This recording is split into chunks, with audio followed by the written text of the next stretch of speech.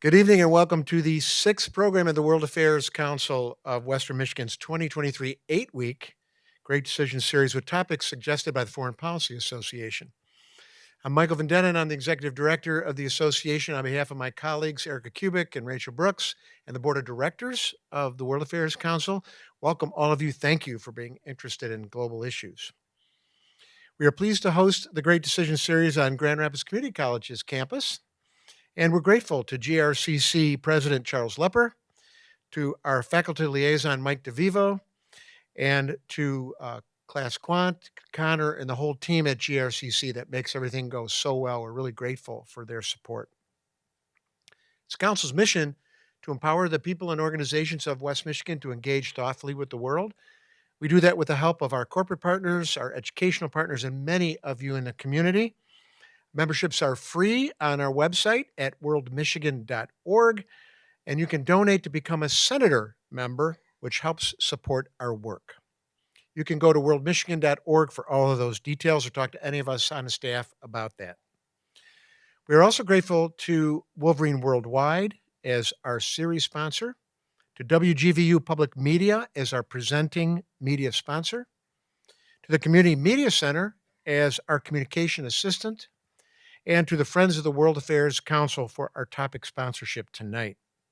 We're very pleased to have Dr. Brian Min with us from the University of Michigan. So grateful. Brian, thank you for coming out from Ann Arbor and spending this time with us. After Brian's presentation, there will be ample time for questions. For those in the auditorium, you can ask for the microphone. To those watching on the Council's YouTube channel, you may type your question into the chat box and we'll get that question to Brian after he's finished with his presentation. Remember our house rules. You're respectful to the speaker and you're courteous to your other guests in the room by asking succinct questions. And now Cameron Young, who is a digital marketing specialist at Baylor Young, one of our longstanding council corporate members, and Cameron's on our board of directors. He will introduce our speaker. Cameron? Thank you, Michael. Tonight, we're really excited to welcome Dr. Brian Min, Associate Professor of Political Science at the University of Michigan. I myself have a degree in political science from U of M, but Dr. Min, I'm glad your topic is on energy and the politics of power, not basketball. Brian Min is Associate Professor of Political Science and faculty affiliate at the Michigan Institute for Data Science at the University of Michigan. He also serves as Research Associate Professor at the Center for Political Studies in U of M's Institute for Social Research. His research on nighttime satellite data and rural electrification has been widely cited in scholarly journals and the media. He is the author of Power in the Vote, Elections and Electricity in the Developing World. He holds degrees from Cornell, Harvard, and UCLA. Over the last decade, Dr. Min has developed innovative methods using nighttime satellite imagery to track and monitor energy access across the world. These tools have been applied to identify electrification and its impacts in settings including Ghana, Senegal, Mali, Kenya, India, and Vietnam. To establish the reliability of these methods, his team conducted the first peer-reviewed studies to directly compare ground truth data on electricity use against nighttime light output in hundreds of villages across Africa and Asia. Dr. Min is advisor to the United Nations Development Program on its efforts to track progress towards its goals of sustainable energy for all. He is the scientific lead for the World Bank's Global Night Lights Project, which uses high-resolution nighttime imagery and settlement location data to generate estimates of electricity access for developing countries at an unprecedented level of detail. In addition, he helps lead the Light Every Night Data Archive, an open-access collection of all nighttime satellite imagery from 1992 to the present. His presentation tonight is titled Energy and the Politics of Power. Please welcome Dr. Brian Min. Thanks, Cameron. Well, thank you, Michael, and thank you, Cameron, for that very generous introduction. Thank you all for coming in tonight. I can't tell you how delighted I am to be here with you and be a part of this wonderful series. So thank you to the World Affairs Council and to all of you tonight. I'm curious, how many of you lost power as a result of the ice storms this last month, just a handful of you. More hands are going up. Certainly where we are in Ann Arbor, something like half of our town was knocked out of power, and it felt as if there was more anxiety and hand-wringing about the state of our power grid here in Michigan recently than I have sensed in a long time. It actually seems like all across the world, we are not the only ones worried about the quality of our power supply and how precarious the energy system feels. We are actually not the only ones feeling this way. I want you to look at how the International Energy Agency opened their annual report this year with this truly ominous and foreboding statement that today the world is in the midst of the first truly global energy crisis with impacts that will be felt for years to come. Boy, that sounds like a fun report to be reading, doesn't it? They go on to describe the impacts of Russia's invasion of Ukraine, the ongoing fallout from the COVID pandemic, and the political discourse, the political discord around the heavy cost of transitioning to renewables as being political sources of the energy crisis that we are in the midst of now. Now, that's a really good opening line if you want to get readers to pay attention. But in fact, energy has always been deeply political and has always been the source of crises and struggle throughout history. And so it does help to go back a little through history to just get to be reminded of that story. You might not do worse than to go back to the very beginning. The birth of human civilizations was centered in parts of the world that were able to develop concentrations of energy. In this case, calories and the delivery of calories in surplus quantities to residents was the transformational feature that allowed civilizations to emerge. Because once you could feed people, you could develop communities and civilization that could worry about other things beyond simply finding enough food to eat the next day. Bureaucracies, militaries, tradesmen, crafts were all features that emerged out of the development of food systems. It's no accident then that in early historical times, the most important powers were those that controlled food. You can look back at biblical stories around Egypt and the famine there to be reminded of how significant control of the food supply was, even in early periods of human history. But there have been many sources, many transitions to other energy sources that have been also deeply political and deeply influential. I like this example thinking about the influence of water and the way in which communities and countries that were able to harness the power of water generated significant advantages in their development trajectories. This story around water is one that has been linked to the development of civilizations, including in China, around a well-known story of hydraulic politics being one generated out of the Chinese account. But in this figure that you're looking at here, done by scholars that are my colleagues at the University of Michigan in the economics department, they looked at the geographic features of the American terrain, identifying this impact of this fall line that falls across in this image here. The fall line ending up to be a very significant feature in the 19th and 18th centuries, during which most trade was conveyed across waterways and across rivers. And so you could move freight efficiently across your rivers until you hit a feature that resulted in rapids, which required you to then offload all of your cargo and portage all of the cargo across that fall line.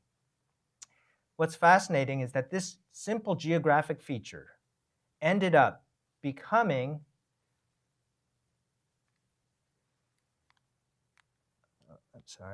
becoming the source of many trades-oriented towns that were established right along those fall lines, because where portagers were unloading their equipment and their trade goods, they would stop and do trade with local cities. It was access to water power that then created a lot of these influential cities. And you'll notice even the nation's capital being very closely located to one of those important features as well. I'm reminded too that we're here in Grand Rapids, a city not unlike many other cities across Michigan and in the United States, where it was access to water power that determined the location of those first settlers. In particular, the placement of water mills that were able to ease the production of food grains to enable development. So water was also a source of significant development, but in other parts of human history as well. It was energy that was the transformative influence that led to different trajectories of development. One of the oldest questions that has been asked by historians revolves around this question as to why development proceeded differently in East Asia than it did in parts of Europe. In particular, even though we know that China had many advantages and had accelerated its development in its early development, the Industrial Revolution happened not in East Asia, but in Europe. And according to this account by Ken Pomerantz, which is provocative, and I should say controversial, Pomerantz speculates that the reason why had to do with coal, and that the Industrial Revolution, what was able to unlock the power of communities of people to use machines to produce at rates that had never before been seen, was only made possible by having an abundance of nearby fuel. Coal in China was much more dispersed, much harder to extract, whereas in England, the proximity of coal fuels greatly accelerated the Industrial Revolution. And so throughout these examples in history, we have seen that energy has not only been the center and perhaps the enabling agent of development, but it's also been a deeply political and consequential feature of the global terrain. We're looking now at a chart that tracks the price of oil. And oil is perhaps the most well-known energy commodity because throughout the 20th century, and this is a chart that spans the 20th century price of oil, this single chart captures so much of the geopolitical drama of the 20th century. It's hard to see, but up on top, some of the key historical events that are being identified there are all political events related to wars, related to geopolitical conflicts that would happen in places across the Middle East, the Persian Gulf, and in other parts of the world.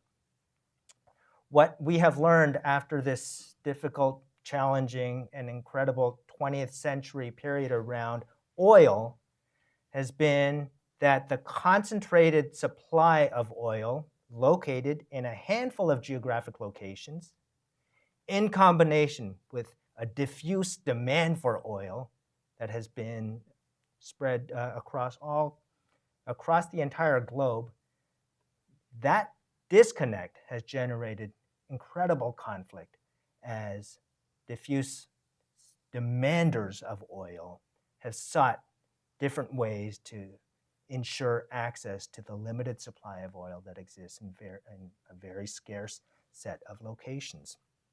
And so anyone who has thought about the history of oil and about the conflicts that have resulted around oil supply has embraced this notion that energy and politics are deeply, deeply intertwined.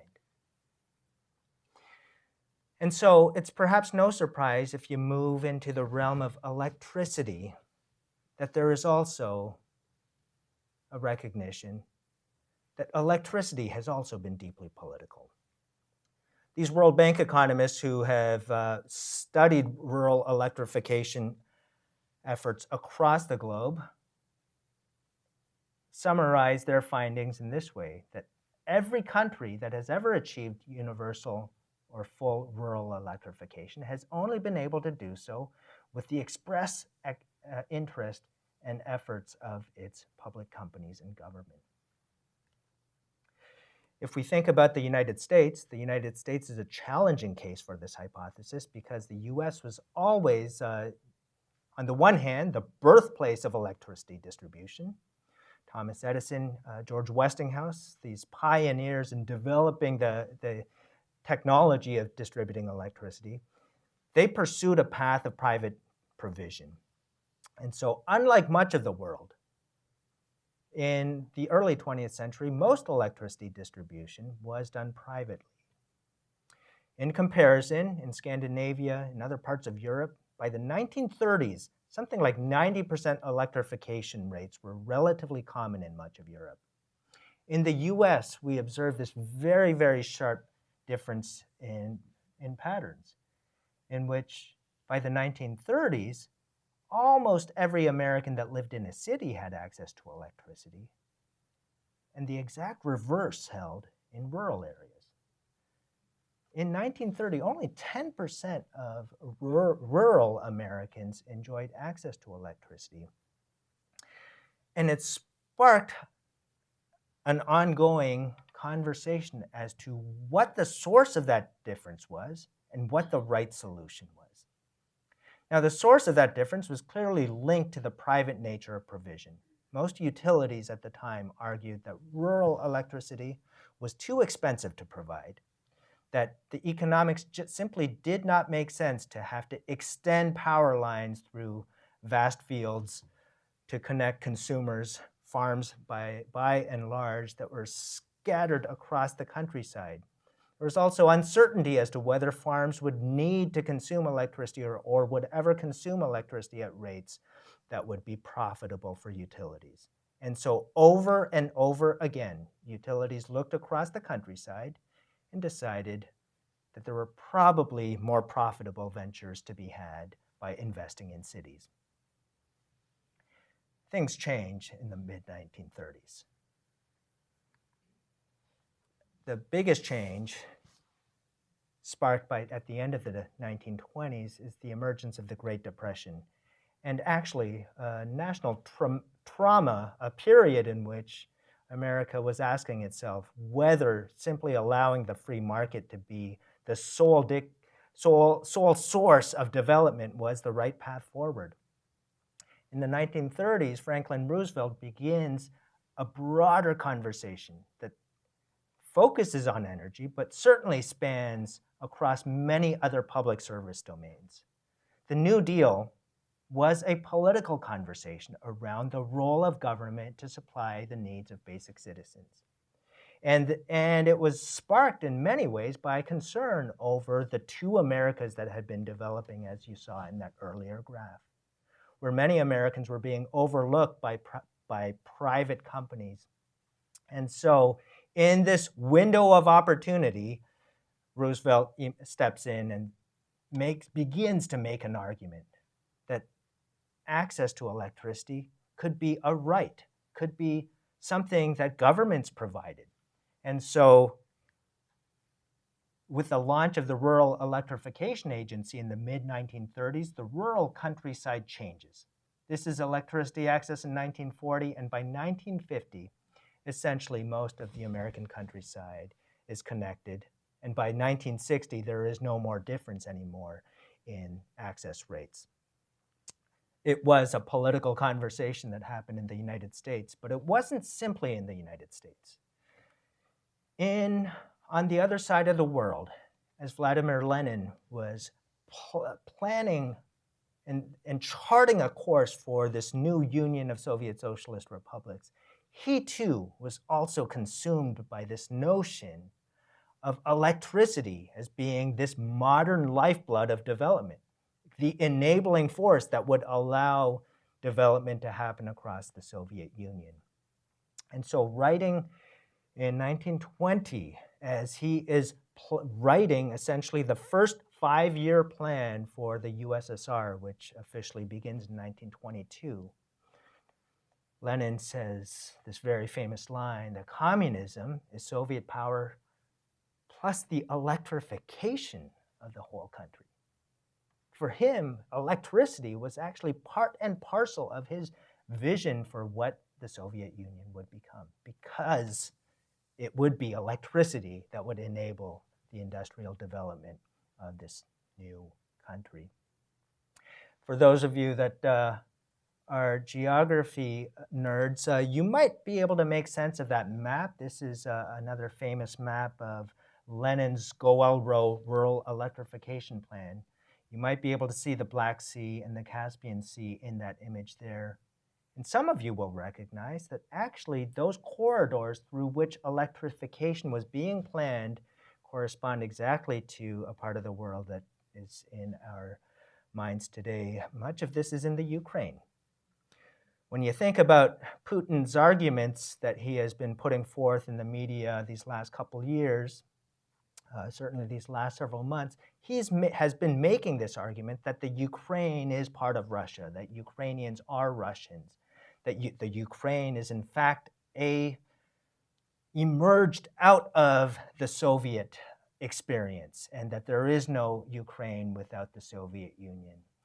Some of that story is linked exactly to this moment in time in which the entire development of these peripheral states, and certainly these neighboring states to Russia during the early Soviet Union, was done with this eye towards industrialization and development. Again, enabled by the state. And so in my first book, I asked this question: if electricity is so important for state development and for economic development, do democracies provide it any better than non-democracies? The US is a challenging example because of its original private roots. But more broadly, what has the global experience taught us? And so I bring together a variety of new sources of data that typically we have not been able to use in the past. Most of our studies around differences between democracies and non-democracies has to rely on statistical data that is shared from the governments themselves. Now, there's a problem with that. If all governments spoke accurately and honestly, we might be able to do some reliable statistical work. But if we have reason to believe that governments sometimes embellish or hide some of their failures, we might worry about this. And this certainly has been a big challenge in the energy domain. And so I use new data sources that are derived from satellite data to generate new ways of studying electricity access. In particular, there is a series of weather satellites that have been operational since the early 1970s that were originally designed to do something very, very different, to actually simply track cloud cover at night by detecting moonlight hitting the tops of clouds to predict weather patterns on the following day. That was the original design. And yet what engineers discovered was that when there are no clouds, you see this noise emerge in your data. This noise ends up being actually a beautiful source of signal now. We've realized these lights are city lights. And so this weather satellite series is in fact the very first and oldest continuous series of satellites that we have that are Earth observing and able to detect human activity. And so we have a lengthy record of these nighttime images, and we also have better and better data that is constantly improving on the location of human population. Those two key pieces of information can be directly linked so that we can actually observe whether every community, every settlement on the planet generates light at night or not. And so that's the data that I use in my research to evaluate whether governments provide electricity differently in to their communities. Statistically, the differences are stark.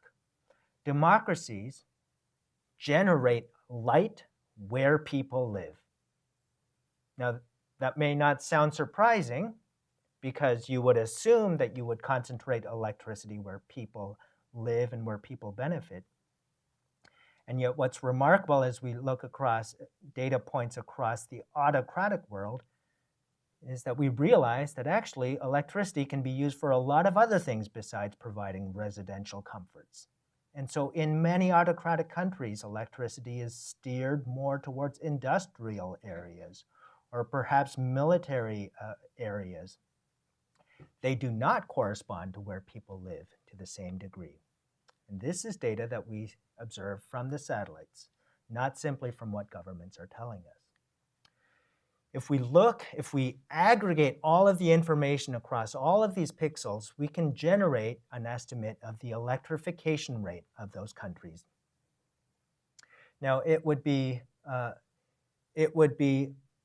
insufficient to simply look at whether a country has a high electrification rate and compare that to their regime type today, because we know that electrical grids take years and years to develop. And so on this graph, we're looking at the electrification rate on the y-axis and comparing that to the history of democratic rule, so that countries that are on the far right are countries that have been consistently democratic from the 1950 to 2010 time period that is being examined here. And what we observe is, again, this incredible variance, this high level of variance on the autocratic end of the spectrum. There are some high-performing autocracies that do provide high levels of electricity access, but there are many states that are autocratic and that do not provide high levels of access. On the other hand, within the democratic sample of countries, especially among countries that have been democratic for most of this time period, levels of electricity access are substantially higher. And so overall, and I run a variety of statistical controls to account for other types of important differences. And the main conclusion of the analytical exercise is that there is a consistent democratic effect in which democracies, all else equal, provide electricity to 10% more of their citizens than non-democracies. And that pattern is consistent, generally consistent across levels of development as well. So this does beg the question, why then do democracies provide more electricity? And I hope that's a question you were thinking about as you were thinking about some of these results. Many scholars in political science and observers of politics in general have derived a variety of theories. And so let's just, I'll highlight just a few very, very quickly that help explain why governments seem to provide or invest more heavily in providing basic services in democratic settings. One theory that Cameron, I hope you remember from your early political science classes, was this median voter theorem, this notion that in democratic politics, it is the median voter that gets to decide. It seems a little bit strange sometimes because we often speak about the masses or the majority deciding. But if you think about a spatial model in which you have two candidates at two extremes and voters distributed across that spatial space, with voters choosing the candidate that is more proximate to them, most voters are simply going to vote for you'll have 50% of the voters voting for the candidate that's more on the right side, 50% voting for the candidate that is more on the left side. It then ends up being that one voter, that median voter, right at the 50th percentile, whose preferences can sway the election. If they decide to go right, if they decide to go left. And so the median voter theorem, a very influential idea in political science that helps us understand and connect to some of the more conventional discourse we have around politics. So when we talk about swing voters or swing states, it's a very similar logic that is being applied there. That median voter theorem tells us then that the characteristics of the median voter are really important. In most of the world, in most countries, that median voter tends to be towards the lower income side of the spectrum. And so you have poorer voters who decide elections, which is then going to incentivize politicians to cater specifically to the policy demands of poorer voters. Selectorate theory is another idea that has been laid out that argues that in comparison to non-democratic settings, non-democratic countries, rulers still need to buy power. They still need to secure their power base, but they can often do so by focusing on a much smaller subset of elites, whether they are military elites, political elites, but it's typically much smaller. In a democratic context, having to serve the needs of a much larger selectorate, a much larger portion of the population, public services are often very, very appealing mechanisms by which you win political support. And more broadly, just the competitive nature of elections induces politicians to identify services and provide things that will win them votes. And so there's a lot of arguments and theory that helps us understand why democracies might provide more electricity to their citizens.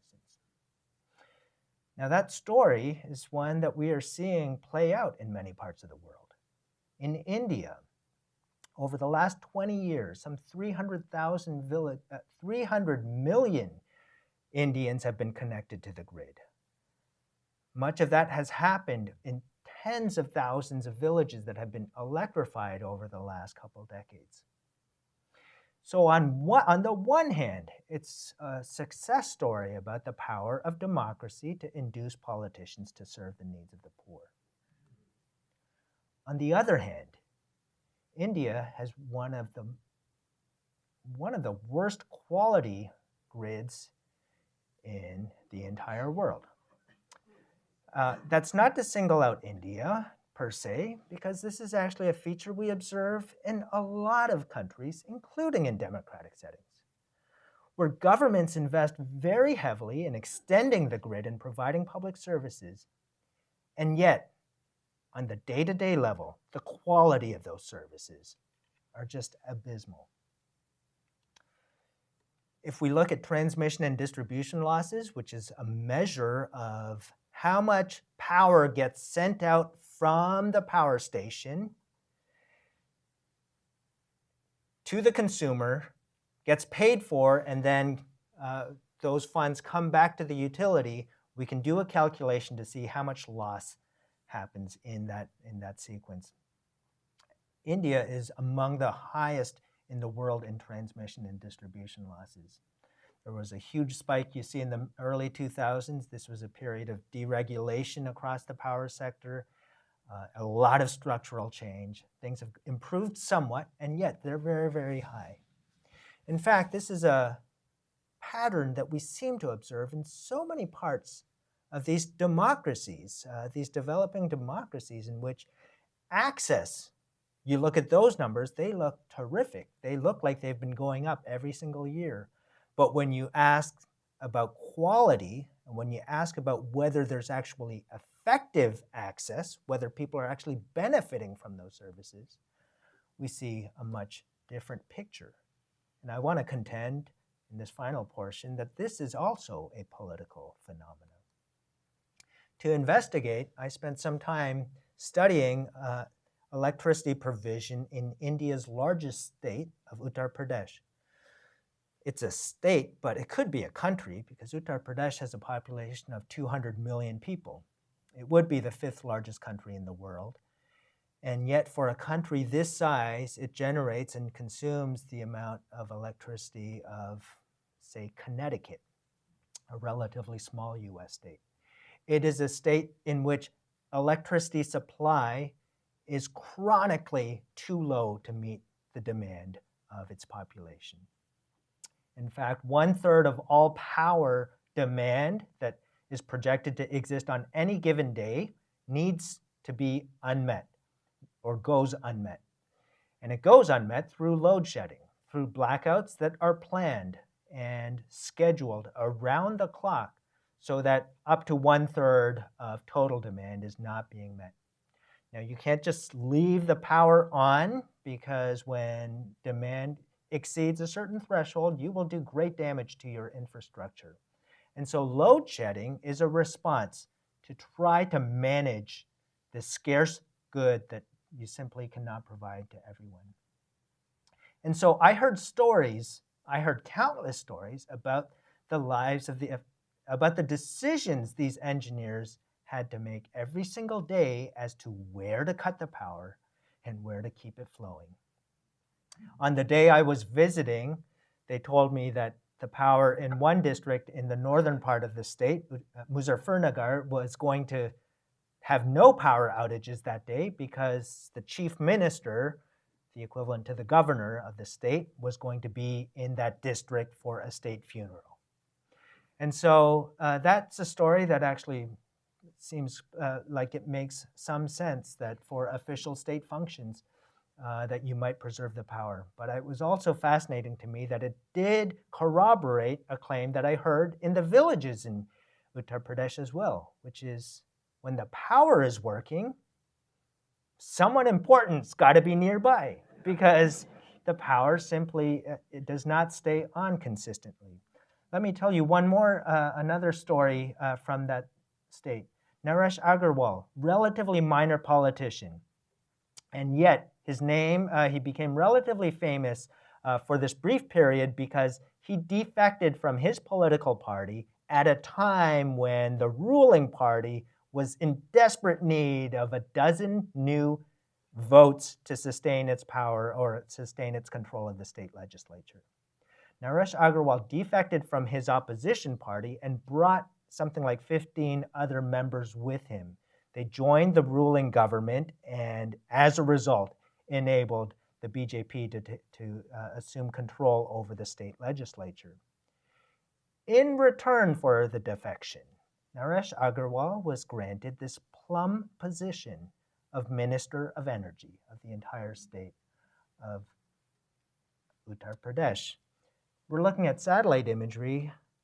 I want you to look at his constituency, which is Hardoi, which is down here. In 1997, right at the end, he becomes named energy minister, and I want you to look at the way the lights expand across his constituency during the years in which he is in office until the end of 2001, when he gets sacked for political disloyalty and his constituency gets knocked back into the dark ages. Because political control over the power grid allows you to influence the distribution of electricity. As I investigated the politics of power provision, I also spent time visiting villages like Derhi, in which I imagined the stories I would hear would be ones of great appreciation for the electricity that was now flowing into their rural communities. Derhi had been newly electrified just a few months prior to my visit, and you can see in this image this transmission pole and transformer in that picture. And yet, when I arrived in Derhi, I did not hear appreciation. I met, in fact, numerous discontented, frustrated residents who told me that the government arrived, put up these poles, extended the wires, and connected a handful of households, and then left. They checked us off, saying that we were now an electrified village, and yet the power has almost never worked since those officials left our community. One resident told me, he said, things are even worse now that our village is electrified. And I thought, how can they be worse? He said, when they came and they registered us as new consumers, they also signed us up for these monthly connection plans in which we paid a low flat rate for the electricity we would consume, except there's no electricity. And so our bills have been accumulating, even though we don't get get to benefit from electricity. This is a problem that we increasingly are seeing around the world, in which communities that have been nominally electrified are not actually benefiting from the flow of electricity. Now, it could have been that it was simply on the day that I was visiting, or that period of months around that visit, that the quality of power supply was poor. In fact, we don't have a good way, or we did not have a good way of telling that. The satellite-based technology that we have developed in our research lab allows us to ask, what has happened in Delhi? And so in this plot, you can ignore, well, each of those individual scatter plot points represents a measure of what the satellite is detecting in terms of brightness on that given night. And that red line identifies when the government declared this community to be electrified. It was actually not a lie, the villagers were telling me, because you can see from the satellite data that there was no increase in light output, perhaps until as late as 2017, when over the last 5 years or so, we finally begin to see an increase in light output. And so all of this data suggests to us that there's a political challenge around which governments seem to be doing the muscular, expensive work of extending grids, of spending that money and effort to build infrastructure, and yet are not also doing that work to connect, to provide high quality services. And that political challenge indicates an essential challenge facing many democratic leaders, in which their efforts are prioritized across a set of political tasks, some of which are easier to do, some of which result in more visible and short-term rewards than others. The quality dimension is one that democratic politics, in fact, seems to struggle with mightily. That poses, and I'll conclude with this tonight, a serious challenge as we confront energy poverty. Because energy poverty is now a defining feature of at least 1.2 billion people. Our satellite, that's measured by our satellite data, that counts households that emit absolutely no light output at night. And yet there's increasing gaps now in the energy consumption that is happening in the wealthier parts of the world and in the poorer parts of the world. And all of this suggests that this is going to be one of the great technical and economic, as well as political challenges of our time. This is only the tip of the iceberg, because we are also concerned with climate change, with trying to reduce energy consumption overall, and to make the transition to a renewable energy future. All of these suggest that it's not simply a technical and economic challenge the world is going to have to confront, but a deeply political one as well. Thank you very much.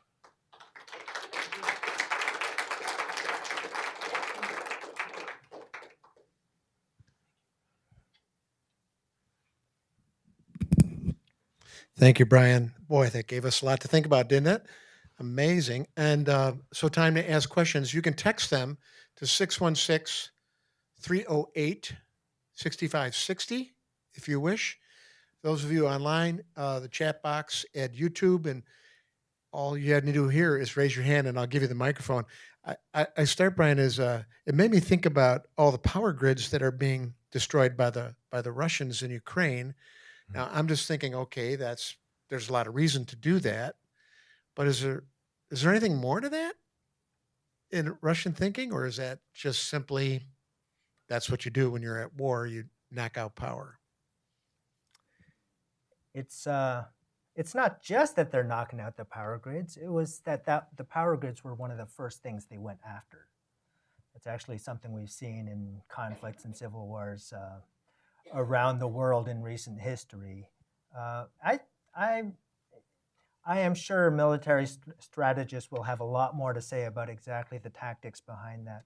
But I will note that it is an incredibly demoralizing experience, and those were the stories we heard, I think, in the first weeks out of the Ukraine around what it was like to suddenly lose access to power, to water, to basic necessities of human living. And so it is a knock to dignity when you remove those public services. The argument I started laying out in my remarks today around the kind of political logic of providing these basic services, it works in reverse as well. You take these away and people are deeply, deeply aggrieved.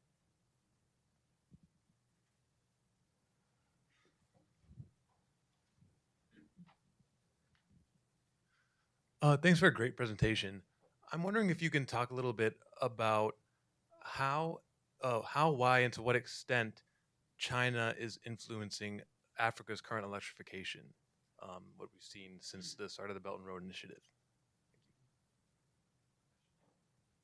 That's an excellent and big question. I mean, of course, there's lots of dimensions that go far beyond electricity access. But one thing we do know and have been seeing across Africa has been just the investments that the Chinese have been making in fundamental infrastructure. I do think there's actually deep logic to that. There's an economic logic and a strategic logic to funding infrastructure projects. And so this does extend to hydroelectric dams, to power plants. I don't know the exact statistics on that, but I would not be surprised to see that there would be significant investments in the power sector across Africa. Africa is one of the fastest growing continents in the world in terms of electricity access and electricity consumption. It is going to be, as it has been, the engine of economic growth. And so without electricity, your other investments aren't going to do much. So I can only imagine that this is going to be a really important sector to invest in. That said, and as I've hinted at a little bit right at the end, investing in power right now is very, very challenging. For the last several years, maybe going back a couple decades now, there's been increasing reluctance to fund fossil fuel-based power plants for obvious reasons. The alternatives are expensive and have challenges in terms of supplying the stable levels of electricity to support anchoring loads that are necessary for power grids. And so it is, I think, just going to be a fascinating time period over these next few years to watch how the power sector develops across Africa and to observe China's role in that. Thank you for that question. Got a couple text questions, kind of in a follow-up to that. It seems that because of the enormous cost, this has to be centralized, but that puts a lot of burden on individuals who are not able to be electrified. Is there any way in which energy can be decentralized in some ways? I'm thinking of Wi-Fi replacing landlines for phones, and so many countries do not have phone landlines because they skipped that stage in development. I mean, is there a decentralized power solution or no? That is a fascinating and important question. If you think about most of the energy transitions we have experienced throughout history, they have always moved towards sources of energy that have higher energy density, that generate more energy per mass or per unit than whatever previous source of energy was available. We are now in the midst of a transition that is bucking that trend. And so if you think about wind and solar, it is, in many ways, the opposite of oil and coal. These are not highly concentrated energy sources that exist in point supply. In fact, they're rather diffuse. And the challenge now is almost reversing itself in that we have now diffuse sources of energy that we are trying to feed into increasingly concentrated sources of population as more and more people move into cities. And so it's kind of a reversal. This question as to whether decentralized is then the pathway forward is the provocative policy question of the day. I will respond just by anecdote, noting that am surrounded by neighbors who increasingly are interested, and perhaps some of you have as well, in deploying solar panels on your rooftops, or are interested in trying to figure out whether solar is the future and that we can transition sustainably to that. I think that's a remarkable and incredible thing that is happening amongst people as they're making this decision. What is noteworthy is that in the past, most of our decisions around where do we want to build a power plant, what's most efficient, what's the most effective location to situate a power plant, those were always centralized conversations. And so more and more of these conversations are now being pushed to the individual, to the household, to the consumer. I think there are benefits. I would imagine there's some loss as well, that we lose some of the network externalities and the economies of scale. It's not really obvious to me. I mean, we looked into it in our home or at our home and realized the calculators told us you've got too many trees. It makes no sense for you to build solar panels on your property. What it did not tell me was the solar panels that should be built somewhere else in the state that I should then be chipping in to enable and to provide, because there are a lot of suboptimal properties where individuals are having to make some of those choices. And so in many ways, a lot of the standard thinking around how energy is provided and distributed is being turned on its head with renewables. I don't think there's any doubt that the future is going to have to embrace these renewable sources, but the transitional costs are going to be steep. And as a result of some of these ice storms that we've just experienced these recent weeks, at least in Ann Arbor, I don't know if it's happening here, but there's an outcry.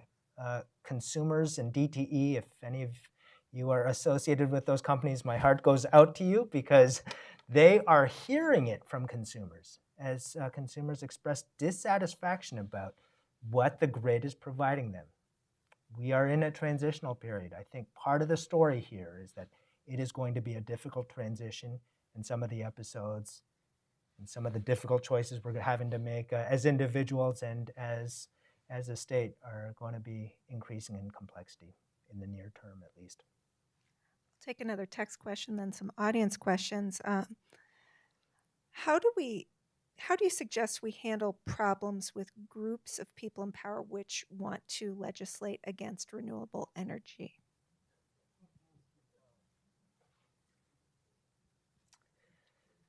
That's a provocative question.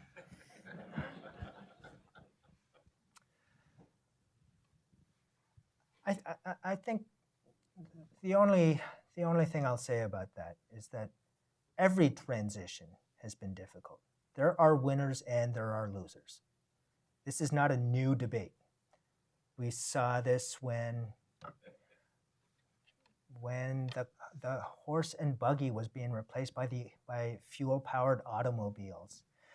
We saw this when coal became the dominant source of fuel for power plants in the early 20th century. And we saw that there are consequences of each of those choices. The first time we ever visited Mackinac Island in the hot months of the summer, it made me think the world probably smelled a little bit different in the big cities back in the day when horses were the most common source of transportation. We don't remember that anymore. We don't think about that as often. With power, coal enabled the Industrial Revolution, and it enabled it to happen in England. And yet in the 1950s, there are countless stories about the skies in London being so black that you could not step out of the home and come back without needing to clean your clothes, and you couldn't breathe because the skies were so dark. And so those were moments of transition in which actually the transitional costs are high. And so we're in that moment now. Much of what we are hearing from the utilities is that we are in the midst of a self-generated energy crisis. And by that I mean it's a policy outcome of the choices that are being forced upon them. More and more fossil fuel-based power plants have been decommissioned in the last several years at a rapid rate to try to meet some of our renewable energy goals. The result is that when there are shortfalls of supply, it's very, very difficult to meet the gap with with the base of renewables we now have. And so this is some of the defense we're hearing from the utility companies. I think we're in this for a while. And so, so this isn't a direct response or a helpful response to the questioner, but I do think we need to be wide-eyed and recognize that every transition, energy transition that has ever happened in human history has come with costs. And we shouldn't be surprised that there are political battles between the winners and losers of the transition. How is it that the power lines are not in the ground? Is it because it's too expensive to put them there? Because outages are very expensive too. And I grew up in a country, and I can't even recall that we ever had a power outage there. But the lines are in the ground, though. Yeah. No, that's you're not the only one to be puzzling over that. Is it too expensive? Well, some of those decisions were laid in place now well over a century ago as the initial electrical grids were being developed in the United States. Some of that story I was talking to you about in the 1930s, where we had to extend the power grid across vast geographic terrain that varied, including rivers and mountains and plateaus. Overhead transmission lines was the only solution that made sense. And so many communities, early adopters, as this country was in many cities, initially invested in overhead transmission lines. The cost now to transition to underground transmission lines, I mean, I'm no utility expert, but it's expensive. And I think some of the concern is whether it would be as if we moved the telephone lines underground just before everything went wireless. I think there's uncertainty as to what the grid of tomorrow should look like and whether it requires an underground infrastructure. And so it is a cost issue, but some of it is also something that is dictated by history as well. I was wondering about, maybe it's not directly, it's the generation of energy. Two things I've become aware of recently is there's a big article in the New York Times about industrial scale use of hydrogen in Australia for the iron mining industry there, that they want to use the hydrogen-based energy to supplement some of the electrification of their vehicles, which is a different thing they're trying to do. Right now, they're huge consumers of fossil fuels, apparently, the iron ore industry, because these mines require an immense amount of power, basically, to dig the iron ore out and to ship it and so forth. And then the other aspect of that hydrogen thing was, I remember reading a couple of years ago that the Toyota company was late to the game on electrification because they themselves were working on hydrogen-based automotive power as an alternative to simple electric batteries, that sort of thing. Just wondering if you had some comments or insight on either of those developments. Yeah, that is fascinating. And I'm sorry, I don't know enough about it to say anything thoughtful about that. I mean, I've read that story as well about the auto industry and about different investments and different bets being made by different actors around energy sources of the future. I'm sure I'm not the only one. I feel like as a kid, or since I was a kid, hydrogen was supposed to be a big piece of our future, that this was going to be the magic solution. So we're in 2023. We're still talking about it. I hope we do unlock some of its power.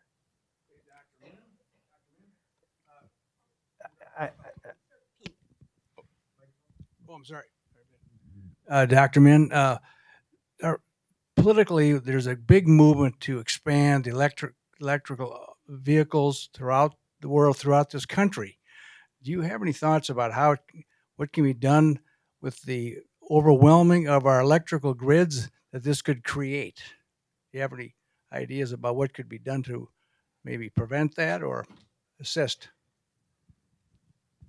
That's an incredibly important question because all of our all of the power that's going to be powering these electrical vehicles need to be coming essentially from the grid.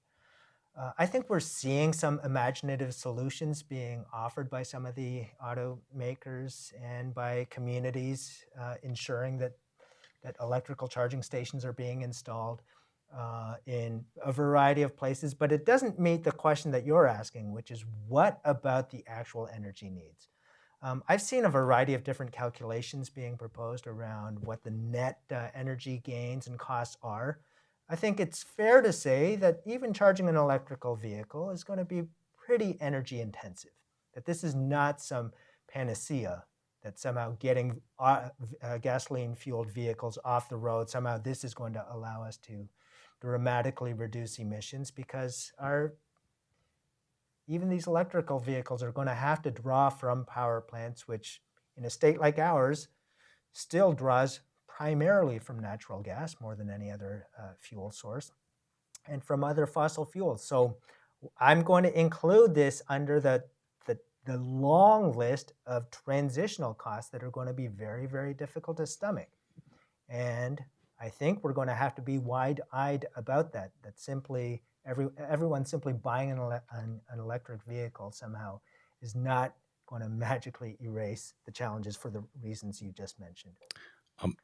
To pick up on that point, it seems to me anyway, beyond dispute that the transition to renewable energy that is going to be required if we're going to meet the climate emergency as described by the IPCC, it's going to be expensive, disruptive, and at various phases probably very politically unpopular. Do you have any thoughts about the relative capacity of democracies versus the autocracies to muster the political will it will take to meet those goals? This is a tough crowd. You guys ask hard questions. I love that question. I love that question. I think I think our tendency to assume that democratic governments are better at making good choices is challenged by some of the evidence that I was presenting to you today.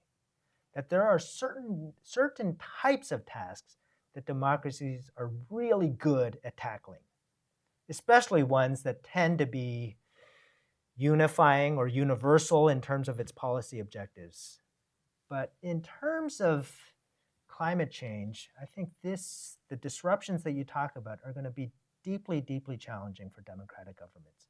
I mean, I don't need to tell you that. You can just watch the state of our political discourse today, in which we're still not even at a point in which there's consensus around even moving forward. We're not even talking about what the solutions are or what the policy prescriptions are, just even whether there is a united move to try to say we need to do something. That is still a deeply divisive thing. I don't think it's an accident. You mentioned IPCC, when you saw countries that withdrew from some of the signatories of the Kyoto Protocol that withdrew were electoral democracies that pulled out from the agreement because of domestic political pressures at home. And so I don't think there's an easy story here about democratic governments being better situated, better equipped because they harness some sense of the public good at tackling this challenge. I think it's going to be a new type of challenge. And it's not, I shouldn't say it's like a challenge that we've never been able to address in the past, but it is the challenge of our times. Yeah, that was a great question.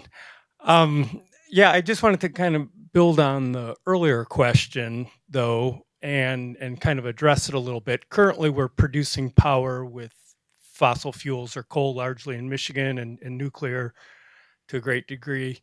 And our ability to charge electric vehicles can be done at night. We have to think about peak power. That's what the utilities have to meet, and we don't have peak power at night. So there's a lot of capacity in the night. But then this takes us into the future in terms of, well, we want 100% renewable. So, we won't always have the wind blowing or the sun shining, and we'll have all these electric cars with batteries. So, I want to just sort of ask you the question about the role of the battery, both in electric vehicles, but, battery development and how you see this as we move into the future. Because, clearly there's a great role for it to play also in, distributive power, where it's located.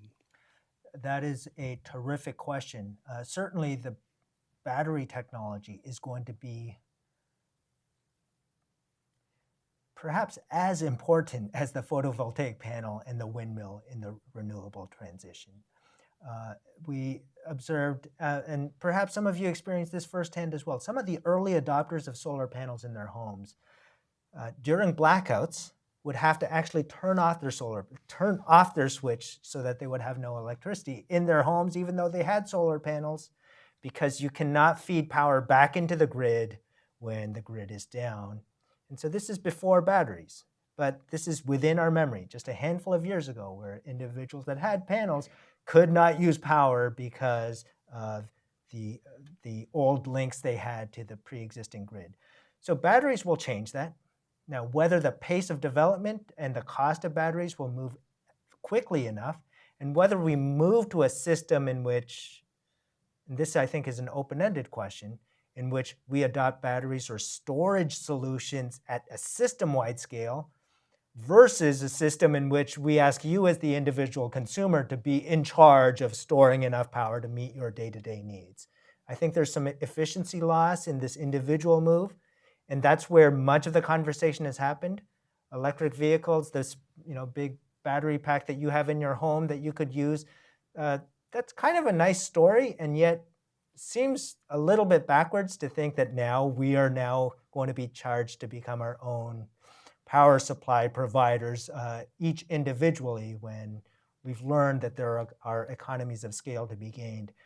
So there are other storage solutions. Hydroelectric dams also fascinating, in some parts of the country and in the world, in which they will use wind and solar power to literally pump the reservoirs when power is not being used, so that the water reservoir is your battery. And so when the wind is not blowing, you can release the dam flows. And so there are really innovative solutions, but storage is going to be the key that allows us to break the challenge of intermittency, which has been the technical challenge behind renewables.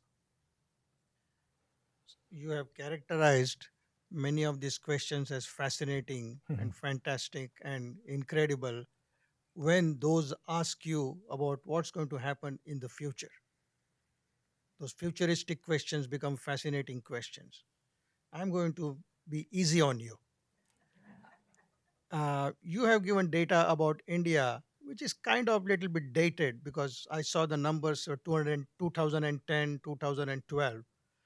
I don't know when you have visited India last, but since 2000, and you mentioned the BJP government, which has been in power since 2014. When you showed those numbers for 2012, at that time, the per capita GDP of India was about $700. 2023 February, the finance minister of India has given the latest numbers, and those are about 2,400 US dollars. So there has been substantial movement, development, and the Indian economy, which was 20th, 30th in size in terms of GDP, is now the fifth largest economy in the world. I'm sure you are aware of those numbers. Do you think there have been any changes since then, since your data of 2012, and there have been improvements, not only in terms of fossil fuel generation, but there has been huge generation using solar power? Undoubtedly, Yeah. undoubtedly. Thank you. And so I want to make sure that I remind you of the reference that I was making, that actually the accomplishments that we've seen in the country of India around electrification have been absolutely remarkable. The number of individuals connected to the grid have far outpaced even the accomplishments that I showed you in the United States in the early 1930s. So the period of the last 2 decades of increase in access to not just electricity, but certainly to a large range of public services has been dramatic. What I wanted to highlight in my comments there was that there is still this challenging task of meeting the quality or ensuring quality supply of public services, which is an ongoing challenge, not necessarily unique to India. This is the challenge in the United States. This is the challenge in Ann Arbor. I'm not sure the roads in Grand Rapids, but Ann Arbor, the roads are terrible and people don't understand why. How a city at its level of development and wealth can still struggle to provide basic services. And so there's this fundamental challenge that India is wrestling with. And I'll agree with you that the developments that we've seen economically and across a broad range of public services has been truly dramatic this last decade in particular. Let's thank Brian for a great evening of conversation.